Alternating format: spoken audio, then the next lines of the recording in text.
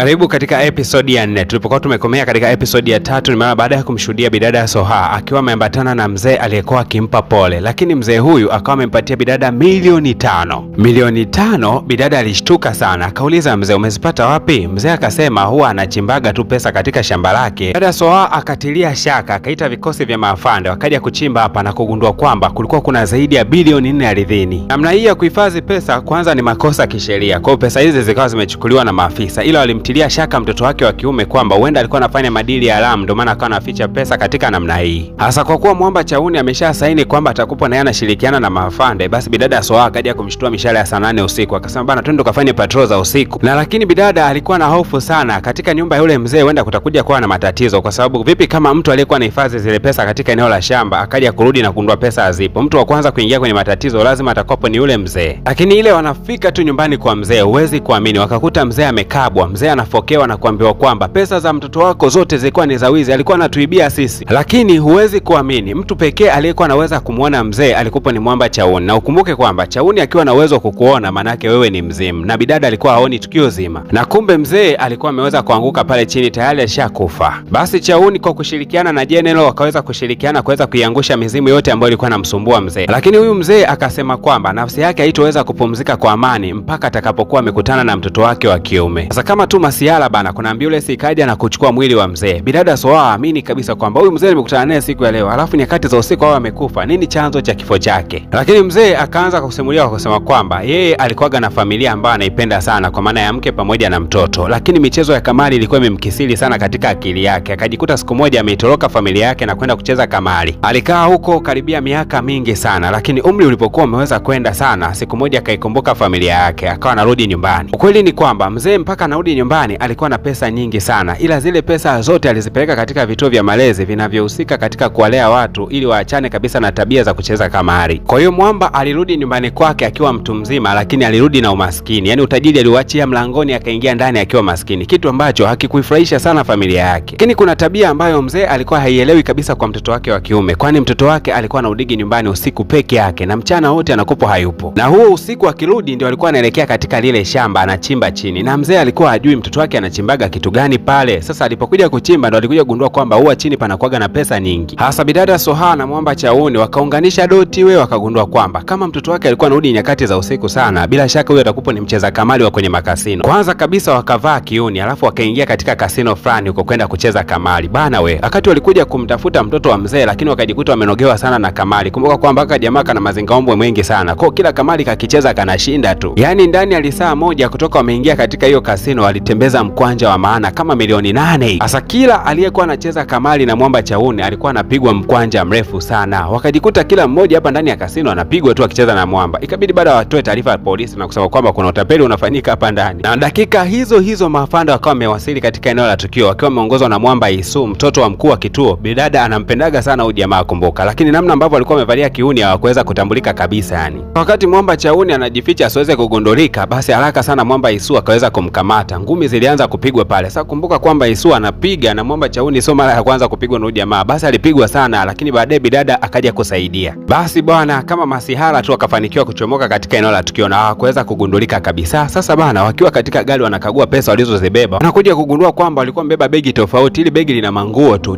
Jamaa alijilaumu sana. Yaani mapesa yote yale nimeshinda mimi kama milioni 20 pale, alafu natoka bure hivi. Kwa kweli Mwamba Chauni alilalamika sana. Yaani alilalamika mpaka bidada akaona huruma, akaanza kumchekesha, kaka jamani, wewe ni mzuri, bonge la handsome, una pua nzuri, imenyoka, yani ni kaka moja mzuri sana. Lakini hutakaa uamini, yani Chauni yuko tayari apoteze hata mpenzi wake, sio apoteze pesa. Jamaa alihuzunika sana. Yani bado pamoja na kwamba bidada alitumia juhudi nyingi kabisa kuhakikisha kwamba jamaa anakuwa kawaida, lakini Mwamba bado alikuwa na huzuni. Bidada Soha akawa anamwambia Mwamba kwamba kama ningelikuwa ni afande mkubwa bila shaka pesa zako ungezipata, lakini sasa mimi ni afande mdogo ndio maana nikawa najificha. Basi ikabidi kumfuata mzee. Ina maana mzee, mtoto wako alikuwa na pesa tu zile za shambani alizokuwa amezichimbia? Mzee akasema hapana, sio zile peke yake, kuna chumba fulani hivi naonaga alikuwa anaingia, japokuwa sijajua kama kule pia kuna pesa. Yani walipoweza kupewa tu maelekezo ni chumba gani hicho, dakika hizo wakatimba eneo la tukio, na bahati nzuri wanafungua tu ndani wanakuja kugundua kwamba mtoto wa mzee alikuwepo. Sasa mtoto wa mzee bana, yeye alikuwa hajui kabisa kwamba hao wamekuja kwa wema, yeye akajua wamekuja kwa ubaya. Wakajitahidi kujielezea, lakini mtoto wa mzee akachukua kisu na akaanza kuatishia. Ugomvi bana ulikopo ni mkubwa kiasi chake hapa ndani. Bwana mdogo hataki kuelewa chochote chochote mbele ya pesa, akawa anarusha visu bana. Huyu anakwepa. Sasa bidada Soha si akajipendekeza. Mwisho wa siku bidada akawa amekwaruliwa na kisu kidogo. Hasa ile namna alivyokuwa amekwaruzwa na kile kisu, mwamba alivyokuwa akimtazama bidada akawa anaona kuna taswira ya maisha ya zamani sana, kana kwamba alishawahi kumwonaga huyu bidada zamani sana. Lakini dakika kama 2 mbele, kutokana na kwamba bidada ana mafunzo ya kiaskari, basi aliweza kumkabili huyu mtoto wa huyu mzee, na moja kwa moja jamaa akawa anakamatwa, anapelekwa polisi. Hasa huku nyumbani yule mwamba General Choi Gang yuko kuangalia picha ya bidada mmoja hivi ambaye anakaga uchi fulani hivi. Sasa anapendaga sana, na akiplay video zake anaplay na sauti kubwa mno. Sasa sijui hata kama wana majirani, huwa majirani sijui wanajisikiaje, kwa sababu anaweza kaplay muziki mzito hata saa 8 ya usiku. Hasa kumbuke mwamba Chauni siku ya jana aliweza kuumia kidogo katika eneo lake la mdomo, na hii ilitokana na kupigwa ngumi nzito na mwamba Isu, mtoto wa mkuu wa kituo cha polisi. Hasa Isu akawa anamuuliza, wewe jamaa una shida gani katika mdomo hapo? Jamaa akasema, jana nilikuwa naosha gari, sasa ile sabuni nikateleza nikaangukia hapa. Jamaa akasema basi poa. Basi wakati mwamba Chauni anaondoka akawa amekutana na bidada. Sasa namna alivyokuwa na tabasamliana hivi, Isu akajisikia wivu sana. Na ukumbuke kwamba Isu na Soha wameweza kukua katika nyumba moja, japokuwa babake na bidada Soha aliwezaga kufariki, kwa babake na Isu ndio aliweza kumlea bidada Soha. Basi bwana wakaingia ndani ya kituo cha polisi ili kuanza kumfanyia mahojiano yule mtoto wa yule mzee. Na jamaa alianza kwa kusema kwamba tabia yake ni matokeo ya malezi mabaya ya baba yake, ambaye kutokea akiwa mdogo alikuwa anashuhudia babake akiwa anacheza kamari. Hivyo yeye alipoanza kukua akajiongeza na kuanza kufanya na utapeli wa mitandaoni. Na kitu ambacho bwana mdogo anajilaumu sana ni mara baada ya babake kuweza kurejea, afu akarejea akiwa masikini kabisa, licha ya kwamba aliwatoroka kutoka akiwa mdogo. Kwa hiyo bwana mdogo alikuwa hataki kabisa babake aweze kugusa pesa yake, na ndio maana alikuwa anaenda kuichimbia kule katika shimo. Na hapa bwana mdogo ndo akawa anaeleza sababu ya babake kuweza kufariki ilikuwaje. Kumbe bwana mdogo wakati anarudi nyumbani na kugundua kwamba katika shamba pesa zake hazipo, basi alikuwa anahangaika kufukua kila sehemu. Sasa baba yake kwa kuwa anajua kabisa zile pesa zimeweza kuchukuliwa na maafande, akawa anamuita mtoto wake na kumwambia kuwa njoo ndani tuongee, kwa sababu mimi najua pesa zilikoelekea. Hasa kabla ya maongezi, baba mtu akataka kwanza kumimina kinywaji ili aweze kunywa pamoja na mtoto wake na amuelezee vizuri kwamba zile pesa zimechukuliwa na maafande. Na kwa bahati mbaya sana mzee akawa ameweza kuteleza na kuanguka chini, na pale ndio ilikuwa sababu ya kifo chake. Hasa kitu pekee ambacho bwana mdogo anajilaumu sana, anajilaumu kwa kuweza kumsaidia babake baada ya kuweza kuanguka. Anasema hicho ndio kitu ambacho nateseka sana, nilikuwa nimetunza hasira nikasahau kulipa fadhila ya kwamba ameweza hata kunizaa. Na ukumbuke kwamba baba yake ni mzimu na yuko hapa ndani ya kituo cha polisi, alikuwa akimsikia kila kitu ambacho mtoto wake anakiongea. Na baada ya mtoto kumaliza kuyaongea hayo, nafsi ya baba yake ikaondoka kwenda kupumzika kwa amani. Hasa ile wanatoka tu katika kituo cha polisi, basi bidada Soha akaanza kumwambia mwamba Chauni kwamba siku ya kesho ni siku ya kumbukumbu ya kifo cha baba yangu, kwa hiyo nitakwenda katika maeneo ya maziko, ila nahitaji niende na wewe kwa sababu wewe si una uwezo wa kuona mizimu, mimi nataka niongee na babangu kidogo tu. Lakini mwamba Chauni ana majibu mabaya. Huyu jamaa akasema hapana, staki. Naye bidada hakutaka kabisa kulazimisha, akasema poa, kwa heri bwana, akaondoka zake. Lakini mwamba Chauni akiwa ameweza kurudi nyumbani, huwezi kuamini, katika kabati akawa anamuona bidada anamlazimisha, naomba kesho nikaongee na baba. Akiwa anachukua glasi yake anataka kunywa maji, anaona eti bidada yuko ndani ya glasi, anamlazimisha mwamba kwamba nakuomba bana, siku ya kesho nikaongee na baba, naomba niambatane na wewe. Sasa ikawa ni mara kwa mara, hata akielekea kitandani bidada anajitokeza tu. Basi mwamba akaona haya mawenge ni kama yanamtesa sana. Mwisho wa siku akaondoka chumbani kwake akaelekea sebleni, hapa ambako mizimu iko kama yote. Kwanza kabisa akaulizia ratiba ya kesho. Mizimu ikasema ndio, una ratiba ngumu sana siku ya kesho, una ratiba